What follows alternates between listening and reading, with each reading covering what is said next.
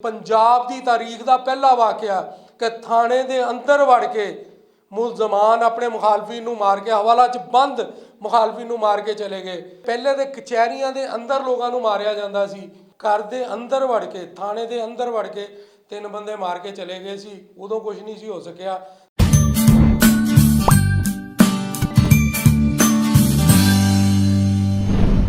बिस्मिल्लाहिर्रहमानिर्रहीम, अस्सलाम वालेकुम। फैसलाबाद के सब तो सिक्योरिटी के वड्डे अफसर CPO फैसलाबाद के दफ्तर के बाहर बंदियां ने फायरिंग करके एक शख्स को कतल कर दिता। फैसलाबाद पुलिस की इस तो वड्डी नाअहली की हो सकती है कि उहदे घर के बाहर खलो के बंदा मर गया। लेकिन इस तो बड़ा भी वाकया पेश आया सी तांदलियां वाला हवाला। घर के अंदर वड़ के थाने के अंदर वड़ के 3 बंदे मार के चले गए सी। उदों कुछ नहीं सी हो सकिया। तो यह छोटी जी छोटी जी गल आ पुलिस की, हजम करना इनू पुलिस नू। वाकया कुछ इस तरह पेश आया कि शब्बीर नामी शख्स मड़ बलोचा सांगला हिल दा रिहायशी, कतल के मुकदमा सी थाना मिलर टाउन 'ਚ ਉਹਦੇ 'ਤੇ दर्ज। वो अज पेशी लिए अदालत 'ਚ आ रहा सी। ਜਦੋਂ CPO दफ्तर के मेन गेट के बिल्कुल सामने करीब पहुँचा तो मुलजमान आए ने तो गोलियां मार के उन्होंने मार के सुट के बड़ी आसानी नाल फरार हो गए। पुलिस के उत्थे डॉल्फिन के एहलकारां ने एक मुंडे नूं फड़ लिया जिहदा नाम शाहजेब सीगा, उन्होंने गिरफ्तार कर लिया। तो दूसरा कासम नामी जिहड़ा सीगा वो नस गया। फिर CPO फैसलाबाद के दफ्तर के बाहर खलो के बंदा मार देना तो फिर नस जाना, इस तो वड्डी नाअहली की हो सकती है।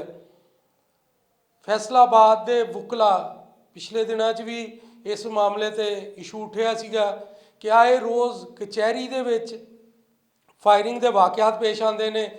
वुकला जिहड़े ने वो परेशान ने, साइलीन परेशान ने।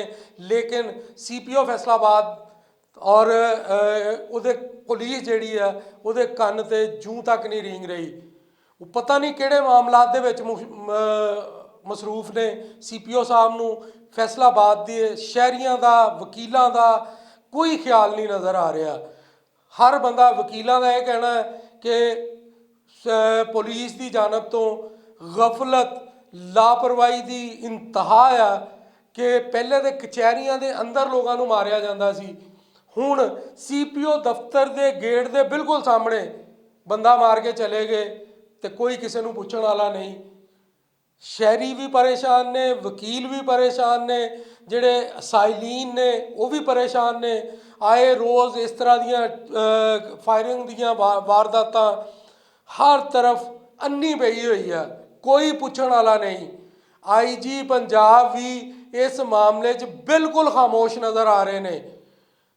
तांदलियां वाला चाहिदा तो यह सी कि पंजाब की तारीख का पहला वाकया कि थाने के अंदर वड़ के मुलजमान अपने मुखालफी मार के हवाला च बंद मुखालफी मार के चले गए तो सारे चुप साध के बैठे हुए ने। IG पंजाब पता ही नहीं।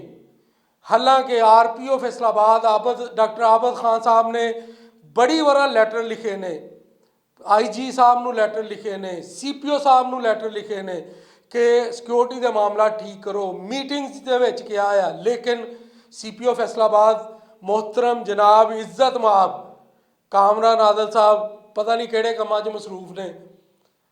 पुलिस दे शहरियां की सिक्योरिटी वास्ते उन्हां कोल टाइम ही है नहीं।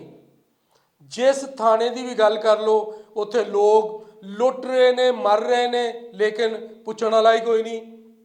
डाकू आते ने, लोगों को मारते ने और जाते ने। मगरों आ जाके की CPO साहब ने नोटिस ले लिया, नोटिस लिया तो की कीता। फैसलाबाद नूं लोग ये कहण ते मजबूर हो गए ने कि कच्चे का इलाका बन गया, एक कच्चे का इलाका बनता जा रहा। CPO साहब खुदा का खौफ करो। अपने दीगर मामलात वो भी जरूरी ने, जिंदगी नूं चलाउण वास्ते वो मामलात भी जरूरी ने, लेकिन पुलिस नूं कुछ सीधा करो। शहरियां की सिक्योरिटी का मामलात नूं सीधे करो ताकि ਲੋਕ ਜਿਹੜੇ ਆ ਕੋਈ ਸੁੱਖ ਦਾ ਸਾਹ ਲੈ ਸਕਣ ਤੇ ਤੁਹਾਨੂੰ ਵੀ ਦੁਆਵਾਂ ਦੇਣ। ਹੁਣ ਤਾਂ ਲੋਕੀ ਝੋਲੀਆਂ ਚੁੱਕ ਚੁੱਕ ਕੇ ਬਦਦੁਆਵਾਂ ਦੇਣੀਆਂ ਸ਼ੁਰੂ ਕਰਤੀਆਂ ਕਿ ਖੁਦਾ ਦਾ ਨਾਂ ਲਵੋ, ਇਹਨਾਂ ਦੀ ਸਿਕਿਉਰਿਟੀ ਦਾ ਇੰਤਜ਼ਾਮ ਕਰੋ, ਇਹਨਾਂ ਦਾ ਤਹੱਫੁਜ਼ ਯਕੀਨੀ ਬਣਾਓ। ਬਹੁਤ ਸ਼ੁਕਰੀਆ।